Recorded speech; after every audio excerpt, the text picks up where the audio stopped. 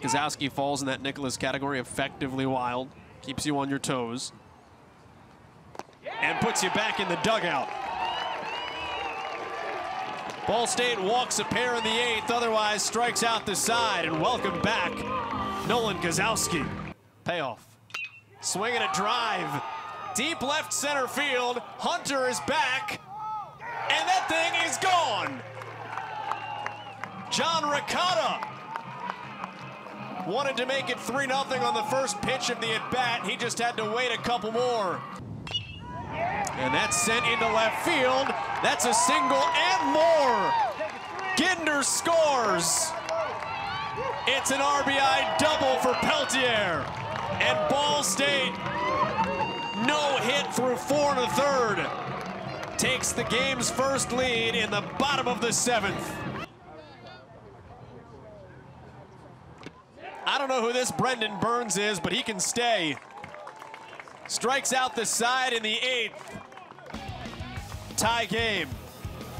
We promise we're just days away from May, but it's 50 degrees here in East Central Indiana, and with rain in the forecast, they've moved the start time up for game 2 of this 3-game series between Ball State and Bowling Green. Some morning baseball. The Cardinals come in as the 2 seed if the Mid-American Conference Tournament were to start today, and we're just a little past the halfway point in conference play. 2 seed all important. There are 2 byes past the first day of the Mid-American Conference Tournament. Bowling Green right now still on the outside looking in at that 16 field. With that, we welcome you high at Top Diamond side here at First Merchants Ballpark Complex. He's the former Vermont High School Player of the Year, Nick Swim, Joel Gadet. So glad to have you along with us. And if we learned anything on day 1 of this series, Dre Jamison, pretty good. Yeah, Dre was very dominant yesterday. Had his 4-pitch mix working and kind of racked up the Ks yesterday, as we saw. 12 strikeouts for Dre Jamison against this Bowling Green lineup. Let's talk about another guy with a 4-pitch mix, though, because John Baker toes the rubber in game 2, and he might be better, at least statistically. Yeah, John Baker's had a great year. We're 11 strikeouts in on Dre Jamison watch here this afternoon. He's K'd a batter in every inning. He has struck out the side twice. Somehow in the first inning, 2 Bowling Green Falcons put a ball in play against him. He has been electric. He has, and a lot of people around the Ball State community have started calling it Dre Day on Fridays, and I think this is a great indicator of why they've started to call it Dre Day. He has been as good as advertised today, Joel. That's a good holiday. The Dre Day, the new name of Fridays in Muncie, Indiana. Get that to catch on. Got a couple more left. Ball State is home 3 more series this year. And then Dre Jamison, who is a draft-eligible sophomore, will more than likely depart from Ball State. He said that there is a number, that he wants that number. If you don't get it, you come back. That's what they all say. But when you go in the first, second, third round, that is his projected area, you're usually going to get that number. DeHanis leads off on a first pitch strike. Yeah, and Dre, as a mid-major, if you get drafted that high, usually you go. Depends on the numbers, obviously, and where he's projected and where he ends up falling to and what round he gets picked in. But I don't imagine we'll see Dre Jamison in a Cardinal jersey next year. Swinging a miss at a fastball. DeHanis is 1 for 2. He's actually not struck out today. No, and he had a good approach last at bat with the line drive, RBI single. And a steal. And there's the strikeout, and it's 12 for Dre Jamison. 1 down in the 6th. Again, ahead in counts. And as a hitter, when you have facing a pitcher with 4 pitches for strike, especially a lefty where you're going to see that changeup, it's not an easy thing to accomplish. Is putting the ball in play here today. Here's Jeff Scott now, who's 0 for 2. He was Jamison's first strikeout victim back in the first inning.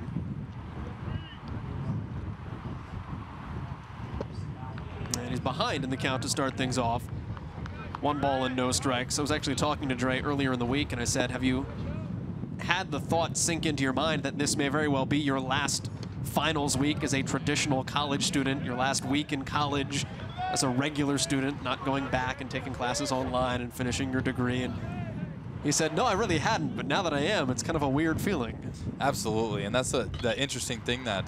That's clubbed out toward left field, and it'll drop in against the wind, and it'll just be a single. Slow developing play there, and Scott took a hard round at first base. Well, that's just the third knock off Drey Jameson. Yeah, gets the fastball in, kind of gets his hands out and gets a barrel to it. Doesn't hit the ball hard, but really places it out there to left field. And Murphy does a great job there in left, running that ball down, keeping him off second base, keeping that double play in order for the Cardinals. Here's Jake Wilson now.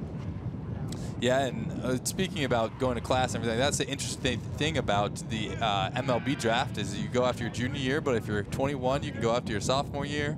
You can go out of high school, you can go out of junior college. So there's so many different avenues to attain a career in professional baseball. But Drey's taking the interesting one of being able to be drafted as an eligible sophomore. Wilson swings and pokes that out to left. Playable this time for Murphy. Calls off Aaron Simpson. And there are 2 down. That is the second person to record an out not via strikes since the 3rd inning. Don't say that every day, huh, in the 6th inning? I don't think I've ever said that. Here's Brad Croy now. He singled in the 2nd, went down looking in the 4th. And Jameson's ahead in the count. What will be interesting to see is where he projects next level. He'll start at the beginning, but does he continue to be a starter as he climbs the minor league ladder? The size will be the obvious question mark, but Tim Lincecum was a small guy. Roy Oswalt was a small guy. It will be interesting to see how many innings he ends up with this year and where they place him in the minor league system. Right. 1, and 2, where they project him going to pitch. 0-2 is grounded to 2nd, and Conant cleans it up. It's kind of anticlimactic when it's not a strikeout, but Drey Jameson gives up just a hit and nothing else. See him while you can. Bottom 6 is next. Bad day to be a hitter here at First Merchants Ballpark Complex. Really good day to be Chase Antle or Kyle Nicolas. 4 hits, 16 strikeouts. This could have gone one of 2 ways. Both pitchers have been effectively or ineffectively wild at times. Both have been locked down, and we have gotten more than locked down. Yeah, this not the Sunday that we were expecting here today, Joel. We were expecting to see a little higher run generation today by both teams, but both pitchers have been absolutely electric and really kind of controlled the strike zone on both ends. 83 pitches for Kyle Nicolas through his first 5 innings of work. So potentially a 6 or 7 inning, depending on how quickly he moves, maybe even 8 inning outing from the guy who's usually a long inning closer for Ball State.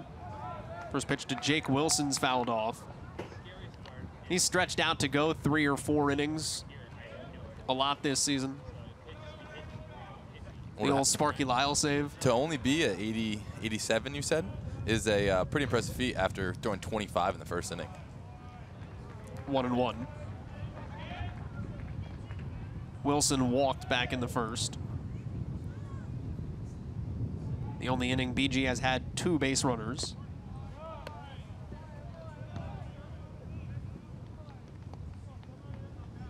There is action out there with Luke Jaksic. Left-hander who was real good against Indiana on Tuesday. Serving as the true starting pitcher. Drey Jameson worked in that old Tampa Bay Rays opener fashion, throwing the first inning.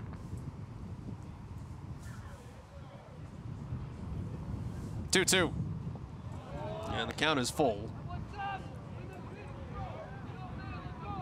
Nicolas is a guy we alluded to earlier, had to grow into his body. He has not been this 6'3", 205-pound, 99-mile-an-hour throwing, scout salivating machine for all that long.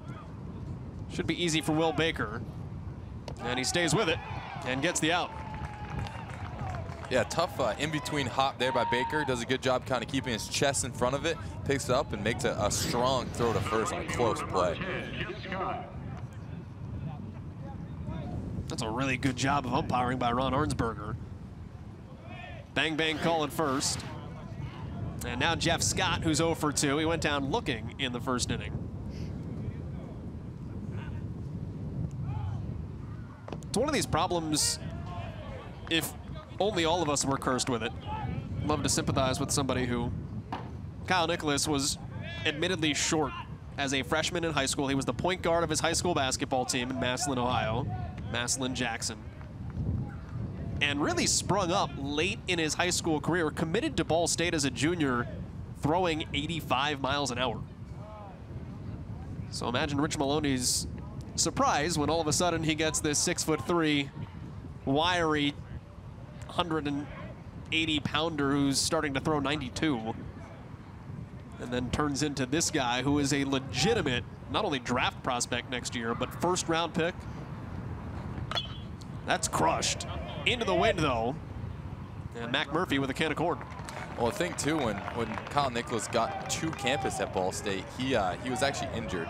And so he didn't throw in any fall simulation game last year. So when he came into the spring, as the first time, a lot of people had seen him, and they were mighty impressed with what they saw, Joel. Well, and it set him back a little bit, too, because his first pitching experience and his first time working with Dustin Glant, live games as a freshman. Absolutely, and you can see that growth he's had from last year to this year. In his mechanics, he's a lot more towards the plate. He looks really good, and you got a lot of credit to Dustin Glant. Just ripped that one by Neil Lambert.